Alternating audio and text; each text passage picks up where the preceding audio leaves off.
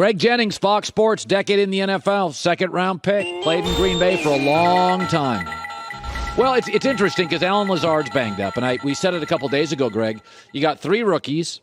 Sammy Watkins struggles to stay healthy. Randall Cobb is good slot guy but past his prime. There's Amari Rodgers, too, who nobody mentions. He didn't get on the field much. So you got a lot of moving parts. And I do think people evolve in life, but to this point, it takes a while for Aaron to trust you. That's his resume. That's not an opinion. Do you think Aaron's going to have to change a little, Greg? He's going to have to trust some guys right out of the chute. Watson, the kid from Nevada. Do you think he can do it? I do. I think he understands that he has to be a new version or a different version of himself, but still the elite MVP caliber quarterback that we've all seen over the last couple of years. Do I believe he can do it? I do believe he can do it because he ultimately wants to win another championship. And in order for them to win a championship, he understands that these guys are going to have to gain experience early, often, so that later in the year they are ready to make a run. So the only way you do that is if you give them opportunity to make these mistakes early and have success early. They're going to do both. You want to lean on the side of success more than you do the mistakes, but the mistakes are bound to happen across the board. But you want to have those happen early so that later in the year there's trust, there's chemistry, and you're off to the races when it comes to the postseason. You live in Minneapolis. I think the Vikings are going to be really interesting. They elevated their pass rush, got Zadarius Smith. The defense won't be as good as Green Bay. I think it's maybe the Packers' best defense in 10, 15 years. But they have a lot of weapons, and I do think Kirk Cousins is the kind of quarterback that needs support. You know, John Elway was still great when he was fighting with Dan Reeves, right? But there are some guys, they're better when supported. And I felt like last year with Kirk, he and Zimmer, there were just obvious fissures in the relationship. And then we later found out, like Brian Flores and Tua, there were. It was reported by multiple people. So I tend to think Kirk is going to play about as well as Kirk can. I really like their receivers. You're in Minneapolis. You read the newspaper every day. You see the practices, local TV. What are your expectations for the Vikings? I really like this team. This is the team that I have winning the NFC North.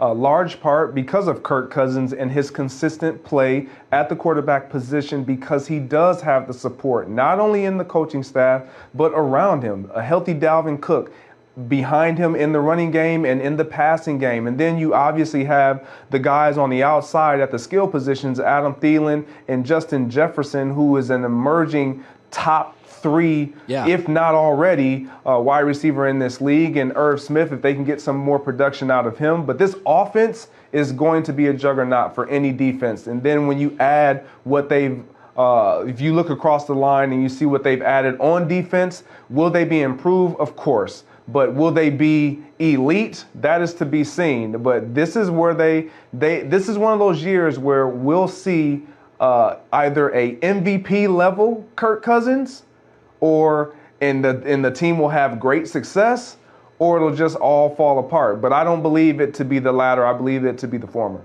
We talk about Trey Lance, Jimmy Garoppolo from a quarterback perspective, but let's talk about it from a wide receiver perspective.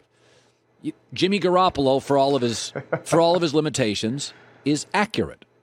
And this team, Brandon Ayuk, George Kittle, Deebo Samuel, all excellent after the catch.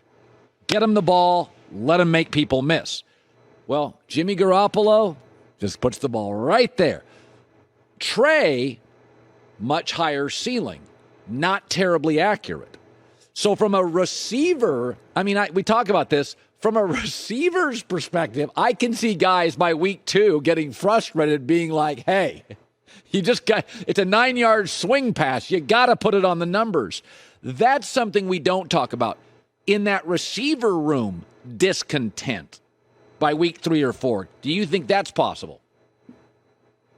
I definitely believe it's possible. There's definitely going to be a learning curve for Trey Lance and growing pains. From what you're talking about, Colin, this is where my concern arises when we talk about Trey Lance and then bringing back Jimmy Garoppolo in the fold, because now you have a guy who's behind your guy that you're giving the keys to the car to and saying, drive us.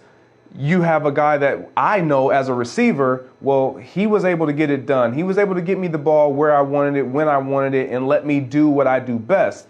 Trey Lance and a lot of young quarterbacks, where they struggle, it's not even so much the accuracy, it's velocity.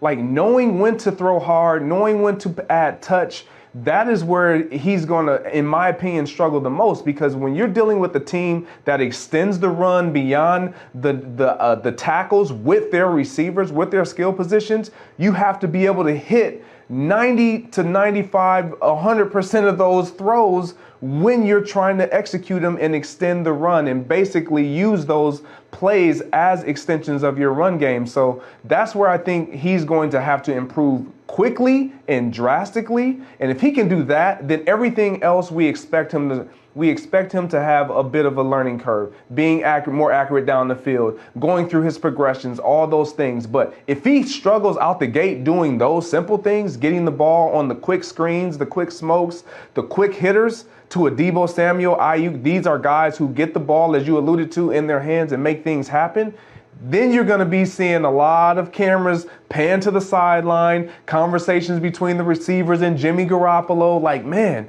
can you talk to him? Can you get him to just take some off the ball? Put it on us. Let us do what we do best. That's what I think he's going to struggle with if he doesn't hit that right out the gate.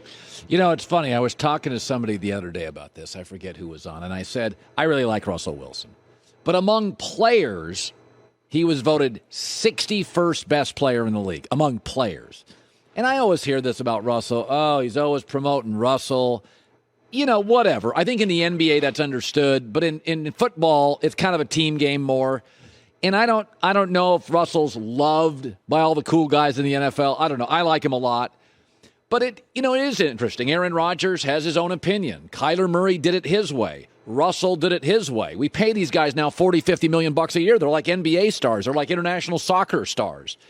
What do you make of the talk about, Russell's kind of he's very, pro-Russ, let Russ cook. Some people feel it's not always authentic. How does that land for you when you look at Russ? Because you played with two iconic quarterbacks. I did. And one of the things that I will say about Russell Wilson is he has been consistent in who we have seen him and known him to be. So I don't mind Russ being about Russ. Everybody's about themselves to some level of degree. However, when you're playing the quarterback position as a receiver and a former receiver, like, I want my quarterback to want the ball in his hands. I want him to want to cook, if you will. And so, because that benefits us as an offense, because ultimately I feel like receivers are what makes this offense and this league thrive. With Russell Wilson being about himself, it's not mutually exclusive to himself. It is spread amongst a cast of individuals, that being his offensive line, his skill position guys. They get that residual effect of him being the Russell Wilson cooking chef in that kitchen as well. So I don't mind it at all. I think this new destination for Russ is going to be great because they're not going to buy into what they've heard. They're going to take what they receive. And I believe Russell Wilson will be really good for this team. I don't think they'll come out of the AFC West as division champs, but Russ will definitely improve this roster. Finally, you won a Super Bowl. Rams just did as well. I look at it and I think to myself, it's a good culture. It's a good team. I don't think they'll be quite as good in the offensive line. Once you win one, it's never, maybe you don't have quite the drive. I don't know. I think they'll be a little better at linebacker, a little better at safety, not as good in the O-line. A little better at running back because Cam Akers is going to be available week 1.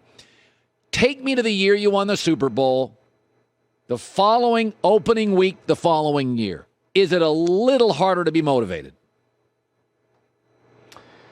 It actually is not harder to be motivated. I think the motivation is always there. It's what comes with that motivation now and what's tagging along as a partner of that motivation. It's this subtle sense of entitlement. Like, yeah, we've done it. The expectation is that we're going to do it again. And with that bravado, everybody feeds and gets fueled off of that. They look at it as an arrogance. When we didn't get together in the offseason and get and pass and throw and do all the different things, everyone's like, oh, they're high off the Super Bowl win. We came out guns blazing, excited. We knew we were the target of everyone else, but we also never left the position of being a predator. We weren't going to just be prey. That's the Rams. They're not just going to sit back and let everybody just target them. They're still targeting other teams because, believe it or not, we're not really talking about the Rams defending their championship. We're talking about the Buffalo Bills. We're talking about the Kansas City Chiefs. We're talking about Aaron Rodgers and the Green Bay Packers, and can he get them back to where they should be? The Tampa Bay. We're talking about everyone but the Rams, who just came off a Super Bowl win. And you got a lot of those players on that roster who did get injured, who really didn't have a full season to be a part of what was so special in the end. Greg Jennings, Fox Sports. Good seeing you, my man. Likewise. Take care, Colin. All right. All new lineup, by the way, on FS1. Craig Carton Show. I got about 10 minutes of that yesterday. Great new set. He's all full of energy. Skip Shannon, our show with J-Mac. First things first now. Wilds, Broussard, Nick Wright. That got a cool-looking New York set. Then Speak, Joy Acho after that. So all new lineup. Very exciting times. Hi, everybody. Thanks for watching. Subscribe here to get the latest from the show.